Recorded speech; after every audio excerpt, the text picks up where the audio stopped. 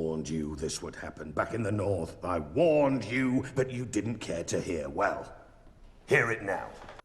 Well, that Game of Thrones quote is very appropriate because I warned you. I warned people that that Halloween trilogy was a really big red flag that Blumhouse is declining. And man, I already did something on the early reviews, but boy, it is now a catastrophe. There are really only two types of reviews out for Imaginary. There are reviews saying, okay, it does have tons of problems with dialogue, special effects, so on and so forth, but the third act and final scenes are actually pretty interesting. And the other type of review is basically it's almost complete 100% garbage, with maybe one, two, three redemptive moments, and that's about it. But almost everything about the film is very underwhelming, below average, or just outright terrible. The acting, the plot, the directing, special effects, costumes, world building, it's just got almost nothing going for it. It was remarkably bad and stupid. You have unnecessary plot lines. You have the dad randomly just deciding to go away for the whole movie. These aren't even spoilers because this all happens either in the beginning of the movie or it's in the trailer. It's just the most generic thing ever. But again, there are some people giving it positive reviews on Rotten Tomatoes. And yes, Rotten Tomatoes is not a very good system, but still, it is shocking.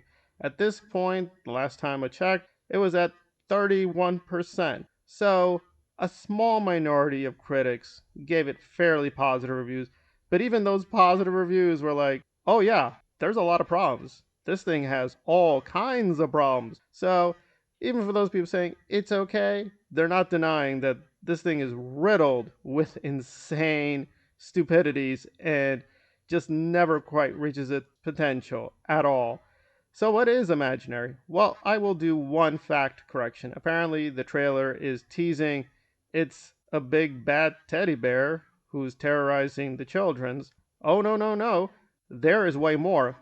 I'm just going to hand it to Lionsgate and whoever came up with the promotional material for this film, because they have succeeded to create marketing material that is so much scarier than the film that I watched. But that would be getting into spoiler territory. But let's just say the whole lot more is like a kind of another monster, and the monster is linked to some bigger thing. And apparently, even people who were trying to like the film, they guessed the twists early on, and they were not impressed. They were like, yeah, okay, I got it. So basically, it's kind of an M. Night twist. But oh no, it gets even better. They tried to do 3 M. Night twists. Though, again, I have not seen the film, but one person got really frustrated saying, oh, it's a little bit of a twist. Okay, interesting. I didn't like it. All right, end of movie. But no, there was another twist. And they were like, all right, fine. Then there was another twist. And they were like, please, please stop. Stop with the twist. You're not M. Night. This is not an M. Night film. And ironically, Blumhouse in the past supported M. Night films, but those films were good, or at the very least had an artistic vision. Imaginary literally has no imagination. It is just a corporate product.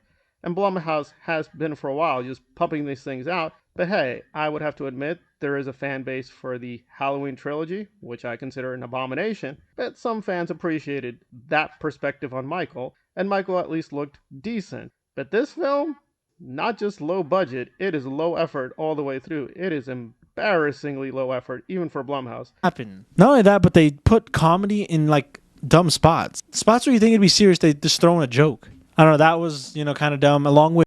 And I get it. Filmmaking is about making money. You invest a lot of money. You need to make back the money you invest. I understand that. I respect that. But boy, Blumhouse is going on a very, very rough road. They really need to check themselves. Otherwise, they're just going to be a laughing stock every time they release something. And this thing is already getting devastated and pounded by reviews. And even the people who like it are like, well, I'm not saying it's the best film. I mean, you don't have to really pay for it. But, if it's up there in streaming, yeah, wait for it. But, okay, I'll give it a try. But I would have to say, even at the streaming level, even if you see it for free, it appears not to be worth it. So just ignore this thing. You're really just encouraging them. It's sad. I don't want to be this negative, but it is what it is. It's really that god-awful.